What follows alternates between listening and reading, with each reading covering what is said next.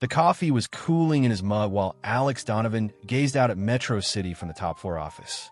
His eyes swept over a city that once made him feel insignificant, but now it looked almost toy-like beneath him.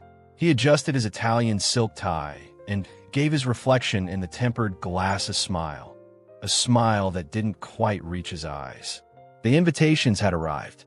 Mr. Donovan, his assistant announced as she placed a sleek black box on his marble desk. Alex carefully opened the box with steady fingers, inspecting the handmade paper and the golden letters that announced his wedding to Julia Reyes. Every detail was perfect, just like everything in his life now. He set aside one particular invitation, the one he had planned to send for months. "Jamie, make sure this one is delivered personally to Dr. Sophie Parker at Life Care Clinic in Midtown," he instructed. The pediatrician had asked, frowning slightly. "Absolutely," Jamie replied, her smile now showing a hint of satisfaction tinged with cruelty, reminiscent of an old friend. As Jamie left, Alex spun in his leather ergonomic chair, remembering the day Sophie ended things with him years ago. Back then, he was just another junior developer pulling 16-hour days at a scrappy startup that barely covered the bills. Sophie, then a med student, had declared she couldn't handle the instability, sleepless nights, and increasingly distant dreams.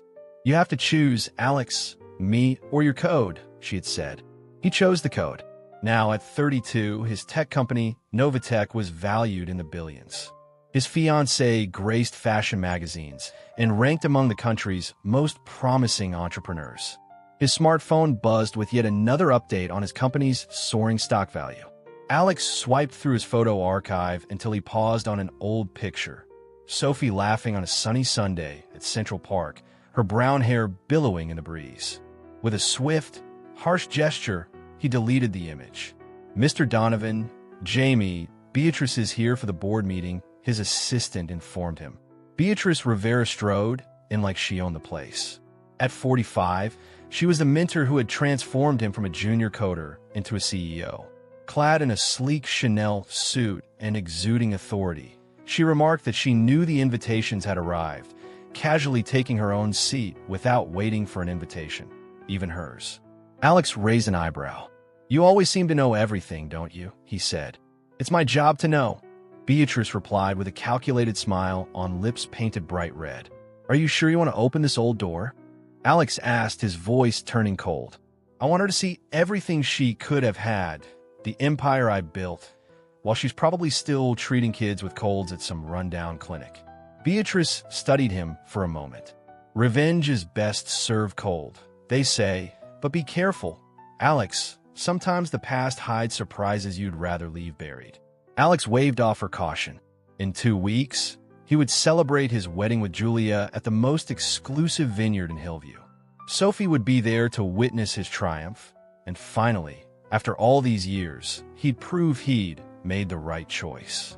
What Alex didn't know was that fate had other plans, and his meticulously planned revenge was about to turn into the biggest shock of his life. At Life Care Clinic, Sophie Parker's office was quiet that Thursday afternoon when a golden envelope arrived. While she was sorting patient files after an exhausting day, she almost mistook it for another lab advertisement. "Doctor, this arrived by courier. They said it needed a hand delivery," said Maria, her longtime secretary of 5 years, as she handed over the envelope with barely concealed curiosity. Sophie felt the weight of the artisanal paper between her fingers, and her heart skipped a beat when she recognized the embossed Novatech logo. With trembling fingers, she opened it, keeping her face impassive. "Alex Donovan and Julia Reyes request your presence to celebrate their wedding." The phone rang, interrupting her reading. It was Lucy, her best friend since college. "The kids are already asleep," Lucy said. "Today was swimming day. They're exhausted." Sophie replied, "You've got to see Forbes cover this month." Lucy exclaimed without preamble, "Guess whose face is on it?" "Let me guess," Sophie answered, glancing at the invitation in her hand. "Alex Donovan, the tech prodigy from Brazil. I just got his wedding invite." There was a long pause on the other end. "He doesn't know, does he?" Lucy finally asked in a voice heavy with concern. Sophie closed her eyes, recalling the three little faces waiting at home: Tom, Mike, and Sam, her 5-year-old miracles who looked just like the father they'd never met.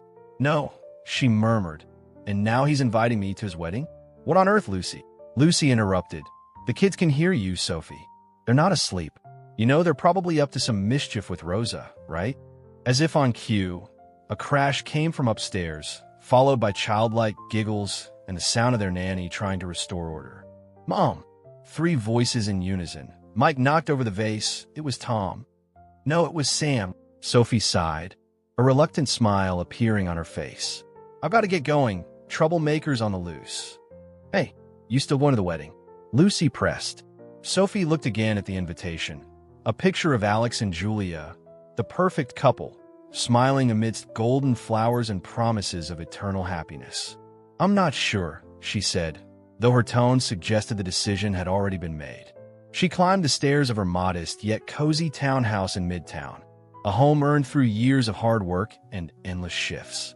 In the children's room, she found her little hurricanes trying to help Rosa clean up the shattered pieces of a cheap plastic vase. Fortunately, it wasn't anything valuable, she mused, watching their faces that so much resembled Alex's. Sometimes it hurt to see the same dark blonde hair, the same green eyes, even the same furrowed brow when they were upset, a mirror of the man they'd never known. "Mom, tell us a story," Tom, the most sensitive of the trio, asked. "Tell us about the prince who turned into a frog," suggested Mike, the natural leader. "Don't tell us about the warrior princess," protested Sam, the dreamer. Sophie sank into the armchair between the 3 beds, the invitation still in her hand. She looked at her children and made up her mind. "How about I tell you a different story today? The story of a doctor and a coder who fell in love in college." The kids settled into their beds, wide-eyed, as they adored new tales, especially the ones their mom told with that extra sparkle in her eyes. It was time to set the stage for a life-changing twist that would happen in 2 weeks. Years ago, the campus of Central University buzzed with hurried students, and Sophie would dash to her anatomy class when she bumped into a guy engrossed in his laptop. A spilled coffee bound them together, and instead of anger, they shared laughs. "Sorry, I was debugging some code," he said, trying to dab the stain off her blouse with napkins. "And sorry, I was late because I had to dry a corpse," Sophie quipped, sparking even more laughter. And so, their library encounters began, Alex coding while Sophie pored over clinical cases. He would bring her coffee during long study nights, and she'd remind him to eat when he got too caught up in his programs. "Remember that day?" Alex later recalled in his office while looking at an old photo on his phone, a picture of them celebrating her acceptance into a pediatric residency. They were tired but happy. Back then, they lived in a tiny apartment downtown. Alex worked as a junior developer by day and tinkered on his project in his spare time, while Sophie juggled residency shifts to make ends meet. The beginning of the end came on an August night. Sophie arrived home after a 36-hour shift, finding Alex exactly where he had left him, hunched over his computer. "I got an investor interested in my project," he announced, eyes glued to the screen. "Great, love," she replied, collapsing onto the couch. "Let's celebrate tomorrow. I had 3 emergencies today." "Sophie, you don't get it. This is Marcus Velez, the angel investor I told you about," Alex insisted. "I can barely keep my eyes open," she interrupted, marking the first of many sleepless nights. Their tiny apartment turned into a silent battleground. Sophie, exhausted from residency and dreaming of a better life. Alex, obsessed with his project, promising that everything would soon change. The final straw came when Sophie discovered that Alex had poured all their wedding savings into developing his software. "This was our chance to build something for us," she shouted through tears. "It'll be bigger. A loft, a life. I can't live on promises," he retorted. His words cut through the air like knives. Sophie grabbed her bag and stormed out. 3 days later, she sent a friend to pick up her things. Alex downed his amber whiskey, the burn in his throat matching the sting as he deleted the last photo he'd kept from those days. What neither of them knew was that, in that same week, Sophie had found out she was pregnant, and 3 weeks later, the ultrasound would reveal not 1, but 3 babies. "Doctor, Jamie's voice interrupted his reverie. The bride is on the line. Alex straightened his tie and swallowed the last sip. Julia, darling, he murmured, as at Life Care Clinic Sophie also recalled those memories. The sound of children's laughter, the certainty that despite all the hardships, she'd made the right choice protecting her kids from the storm that followed. That August night had changed 3 lives, and soon it would change a 4th. Mom, this is driving me crazy, Lucas complained while Sophie adjusted a ribbon around her neck. It was Saturday, 1 week before the wedding, and the 4 of them were at a well-known children's clothing store in Central Mall. Sophie had decided that if she were to face her past, she'd do it with style, and her boys would look their best.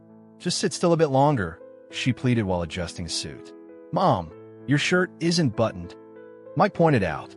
Hey, get out of the fitting room. Rosa, the shop assistant, chuckled as she watched the scene with a mix of amusement and admiration. I don't know how you tell them apart, she remarked. Sophie smiled. It's obvious. Lucas has a little freckle behind his right ear. Mike bites his lip when nervous. And Sam is the only one who can stay completely still for more than 5 minutes. Meanwhile, across town in the upscale district, Alex was overseeing the final details in his private office. The vineyard's decor is set, Jamie informed him as she checked her tablet. White tie orchids, Swarovski crystals in the centerpieces, and we've got 350 RSVPs so far. Jamie paused, but, Sophie Parker confirmed for 4 guests. Alex frowned. 4? As in, she plus 3 companions. He shrugged, assuming they were her mom and maybe a few close friends, the typical family for Sophie, ever so proper. In the next room, Beatrice was furiously typing on her computer. Old company documents, deleted emails, visit logs, and undelivered messages, 6 years of carefully buried secrets, flashed on her screen. Not now, she muttered. Not when we're so close to going public. Back at the store, Sophie was finishing up the purchase of 3 identical kids' suits. Her credit card would suffer by the end of the month, but every cent was worth it. Mom, why do we have to go to this wedding? Asked Lucas, ever the perceptive one. Sophie knelt to their level. Remember the story I told you about the doctor and the coder? The 3 little blonde heads nodded. We have to face the past to build a better future. Just like when we broke that vase and had to explain it to you, she suggested gently. Sophie chuckled. Something like that, my loves. On the drive home, while the boys snoozed in the back seat, Sophie couldn't help but wonder how Alex would react. He had always been intense, a trait that initially attracted her. Her phone buzzed with a message from Luke, Botwine. Come over tonight so we can finalize our plan. Sophie smiled. With or without a plan, one thing was certain. In 1 week, Alex Donovan's life would change forever, and this time, she would call the shots. In the rearview mirror, 3 sleeping faces that mirrored their father seemed to smile in their dreams. Up in his swanky penthouse on Liberty Avenue, Julia Reyes was busy preparing for the big day. Everything was perfect, but something nagged at her. Maybe it was the way Alex had been acting lately, or that odd glimmer in his eyes when he mentioned a certain college friend. Sweetie, relax, her mother urged as the makeup artist put the finishing touches on her hairstyle. Tomorrow, you'll be Mrs. Donovan. It's everything we've always dreamed of. Julia forced a smile. Yes, it is, she replied, though her voice betrayed uncertainty. Especially with her mom's constant reminders of the perfect union, a glamorous model wed to the current tech mogul, hailed by the media as the new power couple. Back in Midtown, Sophie was busy cooking dinner while the boys tackled their homework. Hey, what about the groom? Sophie nearly dropped the pan. The groom? What do you mean? Aunt Lucy said he's important, Mike added before Sophie could answer. She also said he's rich, like Uncle Scrooge, and handsome like a prince, Sam chimed in. Sophie shot a reproachful look at Rosa, who just shrugged. Just then, the intercom buzzed, saving Sophie from the awkward chat. It's Luke, carrying 2 bottles of wine and looking determined. Kids, are you done with homework? He asked as he stepped in. Can you give them a bath later? He added. Once alone on the balcony, Luke poured the wine and locked eyes with Sophie. This is your last chance to back out, he said firmly. Sophie took a long, measured sip. I can't. They deserve to know the truth. In the Novatech office, Alex was still working at his computer when an old photo of Sophie appeared on the screen, the very one he'd sworn to delete. Just then, Beatrice appeared in the doorway, startled by the unexpected detail. Alex quickly closed the window with the photo. "Beatrice," he said, "are you sure about going through with this? We've already decided to invite Sophie. I want her to see every bit of the success, everything I built for revenge. I mean justice," Alex stuttered, his voice trembling ever so slightly. Beatrice sighed and returned to her office, dialing a number she knew by heart. "Hello, this is Beatrice. We need to talk about those emails from years ago at Sophie's apartment." Meanwhile, Julia received a mysterious message on her phone, a hint that she needed to know something about her fiancé and a certain pediatrician at Sophie's place. At home, after the boys had finally fallen asleep, Sophie crept into their room, watching their angelic faces that so strikingly resembled a man they'd never met. "Tomorrow," she whispered, "you'll finally meet your father." Outside, Metro City at night pulsed with countless stories, but none would be as shocking as what was about to unfold at a vineyard in Hillview. The Belle Vista Winery in Hillview came alive under a crystal-clear sky as the first rays of sun danced on the grapevines and a fleet of luxury cars began arriving, winding along the dirt road leading to the venue. "The first guests are here," Jamie informed, adjusting his Italian tie for the 10th time in the main hall of the vineyard. The bride was still getting ready in the East Wing, as scheduled. Alex nodded absent-mindedly. He'd been checking his phone every 5 minutes since he woke up. The security system confirmed that Sophie had passed through the VIP parking gate about 10 minutes ago.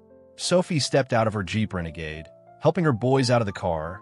They insisted on coming along for moral support and adjusted the tiny suits of the triplets. "Come on, little princes," she said, kneeling in front of them. "Okay, Mom," they chorused, their eyes already shining with typical childlike curiosity. As guests arrived, they couldn't hide their glances at the 3 dapper little boys, dressed in impeccable suits, with neatly styled dark blonde hair and striking green eyes that reminded everyone of someone. Sophie Parker's name was whispered as a familiar voice made her freeze. Beatrice Rivera, impeccable in her Chanel ensemble, her smile failing to hide the shock and calculation in her gaze as she studied the children. "It's been how many years now exactly?" Beatrice asked coolly. "An eternity," Sophie replied, still watching the kids.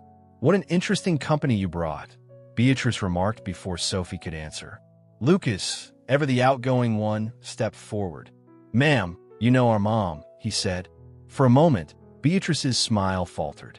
"I met her long ago," she muttered. In the main hall, whispers spread among Silicon Valley execs, digital influencers, and socialites, all noting the striking resemblance between the 3 boys and the groom. "They look just like him," one socialite murmured to a friend. "Impossible," replied another. Alex never mentioned having kids. In the bride's room, Julia's phone buzzed with a photo, a freshly snapped image of the hall showing Sophie and the 3 boys entering, with one single line underneath. "Now you know the real reason for the invitation." Up in the mezzanine, Alex watched the guests arrive. When his eyes finally met Sophie's, his heart skipped a beat at seeing her still radiant in an elegant navy dress. But it was the 3 little figures by her side that made his world come to a halt. "Unbelievable," he murmured, clutching his chest as if he could feel her gaze. Sophie lifted her eyes for a moment. Their glances met, and in that instant, Alex realized his revenge had grown into something far bigger than he'd ever imagined. As Julia Reyes was about to walk down the aisle, chaos broke out. The 350 guests sat nervously in their golden Tiffany chairs as the wedding march played for the 3rd time, with no sign of the bride. Alex remained at the altar, his face a mask of composure barely hiding the turmoil inside. His eyes never left the 4th row, where Sophie sat with the 3 boys. Her gestures, smiles, even the way she adjusted her hair were all exactly like his own. "Excuse me, Mr. Donovan," Jamie whispered as he approached the bride. A rising murmur filled the room until Julia appeared, not through the main corridor, but from a side door. Still in her wedding dress, With makeup smudged, she strode determinedly toward the altar and declared, her voice trembling yet firm, "There will be no wedding." The entire hall fell silent. Alex took a step toward her, but she raised a hand. "You used me," Julia continued, her voice louder. "This whole wedding was just your way to get back at her." Her eyes then locked on Sophie, who instinctively drew the boys closer. "Julia, are you nervous?" Alex tried to argue. "Nervous?" Julia laughed bitterly. "I've got the evidence, Alex. Emails, your obsessive searches for her in recent months, and now this," she said, gesturing toward the children. "You knew about them?" Julia asked Alex directly, her voice cracking. His silence was enough of an answer. Sophie stood up, holding her children's hands. "Let's go, kids." Alex's voice boomed across the hall. "No one leaves until I understand what's happening." Then, as little Mike, the most sensitive of the three, broke down in tears, it seemed to ignite something in Alex, a spark of fatherly love he'd never known existed. "Please," he pleaded softly. Sophie, with tearful eyes, responded, "Beatrice, we need to talk." In the background, her phone buzzed with a message. "I couldn't delete all the records." "I'm sorry, Julia." Julia removed her ring and let it drop to the floor with a metallic clink that echoed through the silent hall. "I hope it was worth it," she said before leaving through the same side door. The guests began to rise, confused, as Alex and Sophie stared at each other across the room. Between them, three little faces, exact replicas of Alex at age 5, watched with wide, astonished eyes. "Mom," whispered Sam, the quiet observer, "why does the groom look like us?" The question hung in the air, laden with years of secrets, and at that moment, both Alex and Sophie knew there was no turning back. The morning after the wedding debacle, the social pages blared headlines like "Billionaire Wedding Ends in Scandal." Tech Mogul discovers secret kids during ceremony. From his penthouse overlooking Itai, Alex's phone buzzed relentlessly with calls from journalists, family messages, and social media notifications, all ignored. "The lawyers are waiting," Jamie announced as he entered with a cup of coffee. 3 different law firms, all specializing in family law in Midtown, were involved. Meanwhile, Sophie tried to keep the kids' routine as school began on Monday. "Mom, why are people taking pictures of us?" Lucas asked as he peered out the car window at the cluster of photographers by the school gate. "They're just curious, sweetie. Ignore them, like I told you," Sophie explained to the school principal a few minutes later. "We need to ramp up security," the principal said worriedly. "Mr. Donovan has already reached out to us," she added. At the Novatech office, Beatrice was furiously typing an email to the press office. Her phone rang. It was Marcus Velez. "The emails have been recovered," he informed her. "All of them, including the ones you intercepted years ago." Beatrice closed her eyes. "How long before they reach Alex?" Marcus asked. "Maybe a few hours," she replied. In Paris, Julia hung up her phone after yet another call from Alex. Looking out her hotel window at the glittering lights of the tower, a waiter approached with a letter. The envelope contained copies of old emails and messages from Sophie during her pregnancy, all intercepted by Beatrice. Back in Metro City, in the schoolyard, during recess, Miguel leaned over to his brothers. "I saw the groom on TV," he said. "The teacher was giving us weird looks." "Do you think he's our dad?" Gabriel asked, hugging his knees. "Of course he is," Lucas replied bluntly. "That's why everyone's snapping photos at Lucy's office." Sophie, for the first time since the wedding, was in tears. "He's going to fight for custody," Alex muttered. "He won't settle for half measures. He'll have to prove you acted in bad faith," Lucy added. A family lawyer leafed through codes and the recovered emails. "You try to hide it," she stated. Then Sophie's phone buzzed with a message from an unknown number. "We need to talk about the kids." Up in his penthouse, Alex clutched an old photo frame from his college days, now staring at 3 little faces identical to his at age 5. It was then he realized that his carefully plotted revenge had become his greatest defeat, or perhaps his finest victory. Back at Novatech, on a quiet Tuesday, Alex sat in his leather chair, obsessively sifting through old company files for any trace of Sophie. "Mr. Donovan," Jamie rushed in, We found something in the backups. On his computer screen, a series of emails began to appear, each dated years ago, all sent to his old corporate address. Alex, please call me back immediately. It's about our future. There's something you need to know. Read one, all flagged as spam and redirected to a specific folder. Who had access to that email filter? Alex asked in a dangerously calm voice. Only 2 people, Jamie answered. You and Beatrice.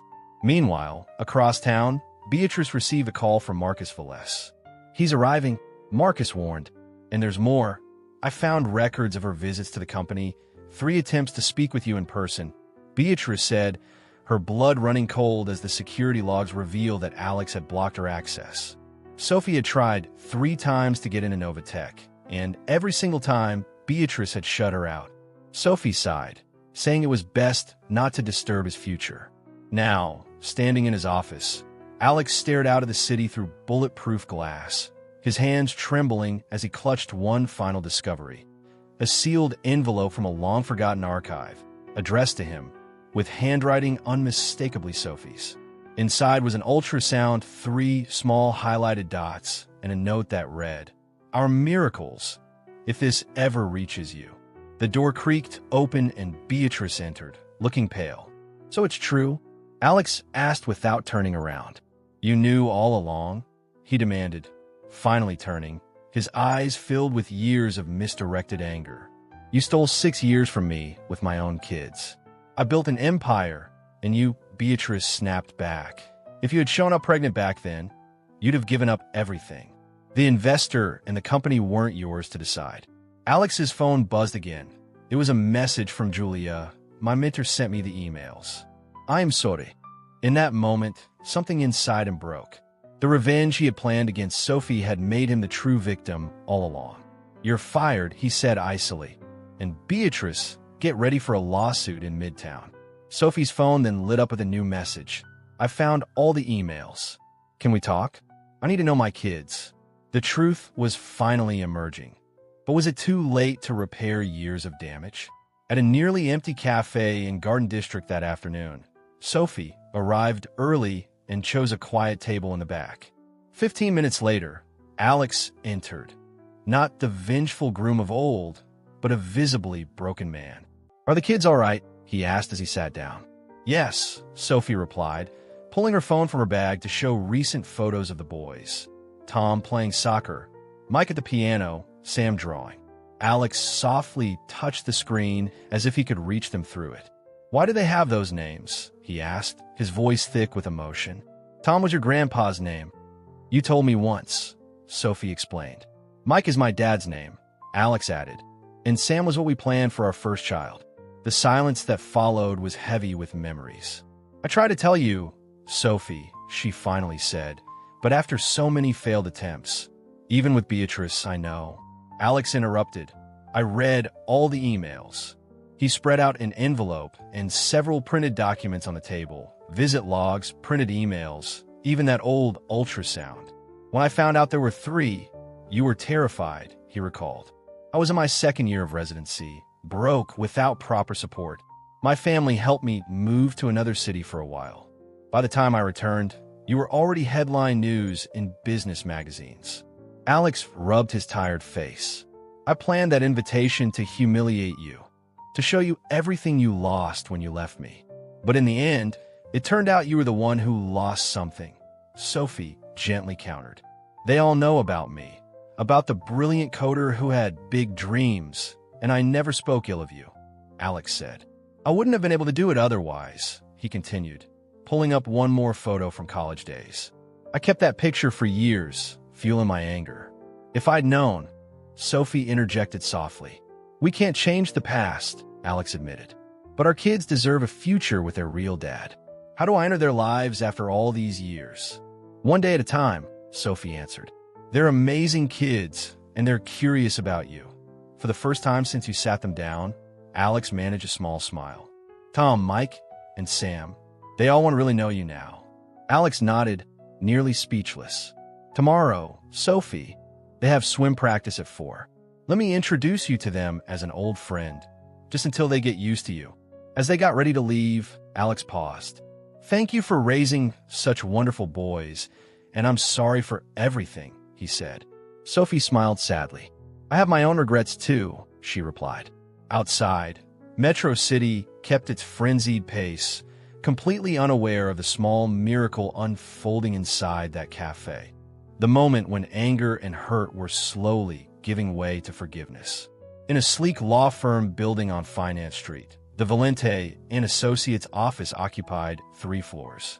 Marcus Velez sat in his panoramic office, facing Beatrice Rivera across a mahogany desk. "All the documents have been recovered," he announced, spreading papers across the desk. Deleted emails, security camera recordings, even notes Beatrice had kept on her attempts to contact Sophie. "I did what needed to be done," Beatrice responded, maintaining her composure despite the pressure. The company would never survive if it were discovered that Alex was about to become a father of triplets, Marcus interrupted. "And if they found out you manipulated information to keep your control over him," her lawyer explained, "technically that's several crimes. We also discovered irregularities. You used insider info, tampered with documents." Alex's phone buzzed again with a message from Sophie. Meanwhile, in a Novatech board meeting, an executive announced that the stock had dropped 15% since the wedding scandal broke, warning that revealing Beatrice's manipulation would cause even more damage. "We need to be transparent," one board member urged. Later that day, Alex, the once high-flying tech prodigy, now sat with his newly discovered children. The media would love this redemption story. A former ruthless CEO turned devoted dad. At his apartment, Beatrice received another judicial notification. Her empire was crumbling. Alex's phone rang, a call from Julia. "I just got your final attempt at manipulation," she said coolly. Her tone was icy, but this time Alex had saved all the evidence at Iberpura Park. Sophie watched the triplets playing while chatting with Luke. "He comes by every day," Luke said. "Yesterday, he even brought each of you a laptop. And guess what?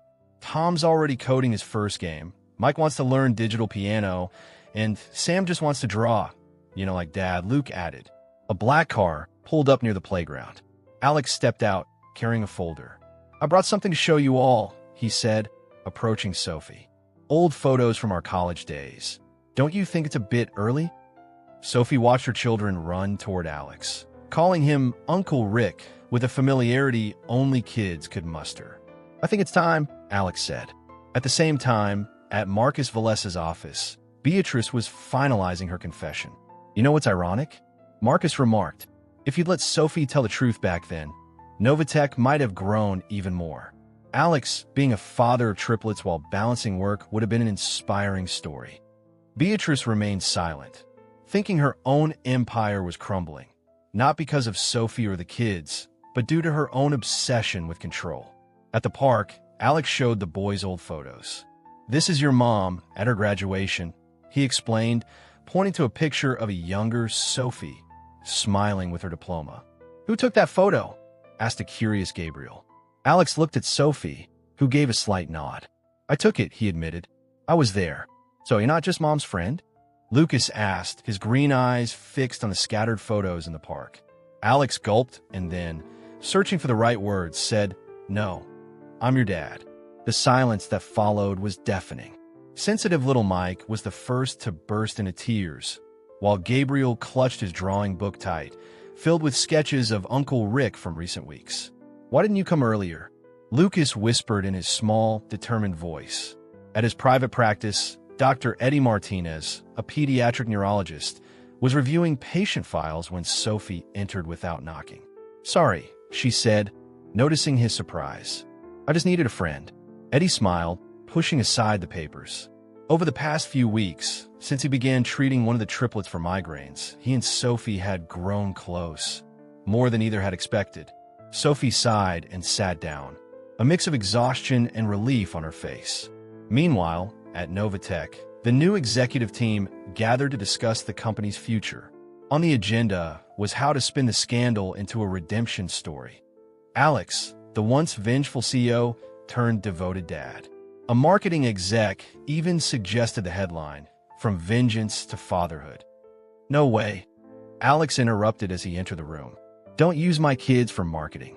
Earlier that day at the park, while talking with the boys, Alex had explained, "I didn't know you existed until now," recalling how Sophie had tried to tell him everything. "She showed us the emails," Miguel whispered. "Yes, she tried," Alex confirmed, "and I'm so sorry for not being there. But if you'll let me, I want to be part of your lives now." Quiet Gabriel then offered his drawing book. "I always drew a dad," he said softly. "I just didn't know it was you." At her therapist's office, Alex was still trying to sort out his feelings. "How do you feel about Eddie?" his therapist asked. Alex took a deep breath. "He seems good for the kids, and Sophie deserves to be happy," he admitted. Later that night at Sophie's place, as the kids got ready for bed, Alex appeared at the door. "Good night, Dad," Miguel called out tentatively. Alex froze in the doorway, his heart pounding. "Yes, you'll see me tomorrow and every day after," he promised, looking at Sophie, who watched with tears silently streaming down her face. "I'll always be there," he vowed in a voice steady at last. Dr. Eddie later waited for Sophie with a compassionate smile. He understood his role wasn't to replace anyone, but to support a family that was finally coming back together in its own way. On a Saturday morning, Alex parked his BMW at the entrance of Willow Park. In the back seat, 3 brand-new bicycles awaited their owners. "Are you sure you want to do this on your own?" Sophie asked, helping the boys out of the car parked behind hers. "I need to learn," Alex replied. "I can't rely on you for everything." Over the past 2 months, a routine had formed. Alex showed up before school, had breakfast with him 3 times a week, and weekends were shared between activities with him and Sophie. "They're ours now," Lucas shouted as he ran toward Alex. Smiling, Alex began unloading the bikes, first grabbing the helmets. Later, in a clinic, Eddie was leading a team meeting when his phone buzzed with a message from Sophie, showing a picture of the boys on their first bike ride with their dad. The caption simply read, "First ride with Dad." Eddie smiled and replied with a heart emoji. Alex and Sophie's relationship was evolving slowly, respecting the fragile pace of their new family life. At the park, Alex rode alongside each bicycle, weaving among the boys as they learned to ride. "You didn't know how to ride when you were little, did you?" Miguel commented, recalling Sophie's stories. "No," Alex laughed, and his mother added, "Tell us again how you two met in college." Gabriel, now riding more confidently, urged, "Yeah, tell us again." Alex glanced over at Sophie, who was watching from a nearby bench, and began, "It was a Monday morning at Central University." He described how he had presented his new vision to the board the following week in a meeting at Novatech. "I told them I'd reduce my hours because I've got 3 kids to know," he announced. A board member started, "But the company, it's doing fine," Alex interrupted. "And now we've introduced a new 6-month parental leave policy for both moms and dads." Back at the clinic, Sophie was seeing a patient when her secretary entered with a bouquet from Dr. Eddie, along with a card. "Dinner tonight. I promise not to outshine your bike stories," the card read. Sophie smiled and slipped the card into her pocket. That night at Sophie's home, as Alex helped with homework, Lucas asked, "Dad, do you still love Mom?" The pencil Alex was holding dropped. "It's complicated, son," he answered after a pause. "But I love you all so much, and your mom will always be special to me."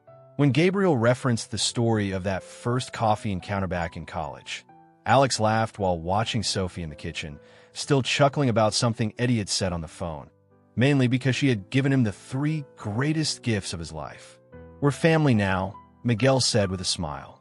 "Right," Alex confirmed, gathering the boys for a hug outside. As night fell over Metro City, a family was slowly rebuilding, learning that love comes in many forms, and all are worth cherishing. Later that evening, the Novatech auditorium was packed for an official announcement. Standing on stage, Alex adjusted the microphone as cameras zoomed in on his face. "3 months ago, my life changed completely," he began. "I discovered I was a father to 3 amazing boys, and I learned I needed to change." In the audience, Sophie clutched Eddie's hand while the triplets watched their dad with pride. "Today, I'm announcing my resignation as CEO of Novatech. I'll remain on the board, but my focus now is different." In the front row, Luke beamed. He had helped set up the legal framework for a foundation called New Beginnings dedicated to supporting single parents with a focus on education and professional development. After the event, at a favorite Italian restaurant, extended family gathered to celebrate. Eddie shared news about Miguel's improving migraines, while Alex discussed plans for the upcoming school break. Sophie watched with a serene smile. The truth is, she thought, family isn't just about blood. It's about those who love you. Now we have two dads, Lucas remarked as he looked around at the adults. There are plenty of people who care about you, Sophie replied, her voice choked with emotion. The next day, as Alex tidied up his Novatech office, he discovered one last college photo he had kept. Smiling, he placed it in a box, not to hide it, but to treasure it as part of a story that was finally turning a new page. In his new office at the foundation, one wall would be dedicated to fresh photos. 3 boys on bikes, grins with missing teeth, afternoons in the park, family dinners, a family different from what he had imagined, but perfect in its own way. Dad, you promised to show us the new office, Lucas called from the door. Alex grinned, sealing away the final box. It was time to move forward.